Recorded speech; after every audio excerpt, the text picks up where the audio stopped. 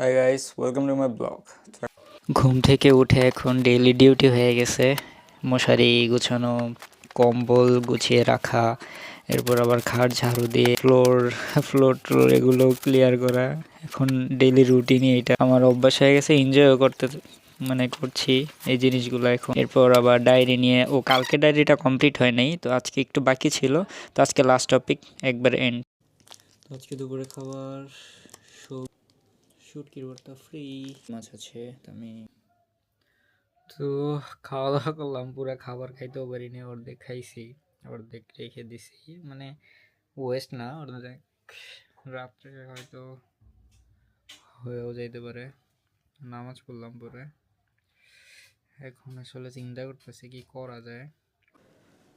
তো আজকে আবার দোকানে গেছিলাম, দোকান খোলার পর একটু গুছাইলাম দোকানটা, তো একটু ডেকোরেশন করলাম।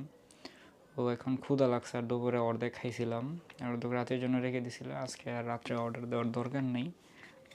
দুপুরে খাবার ঠান্ডা গেছিলো, দেখছিলাম এমনি রাখছি যে খাবার, ঠিক আছে, এটা রাখছি যে গরম পানি করে রাখছিলাম খাবার। এ হলো চিংড়ি, এক পিস আছে, আর এটা আছে, এটা দেওয়া হয়ে যাবে যতটা খিদা। তো সন্ধ্যায় খাওয়ার পর একবারে ঠান্ডাই ছিল, গরম হয়নি। খাওয়ার পর প্লেট, আরও কিছু প্লেট জমছিল, প্লেট না একটা কড়াই ছিল, তো এগুলোও ধুয়ে ফেললাম। এরপর ঘরে এসে একামত দিয়ে নামাজ পড়লাম, পড়ে একটু রেস্ট নিয়ে আবার দোকানে চলে আসলাম। এই যে দোকানের এখন কারেন্ট অবস্থা, তো দোকানটি একটু গুছিয়েছি। এরপরে প্রায় 1 ঘন্টা বসেছিলাম, দোকান ক্লিন করছি।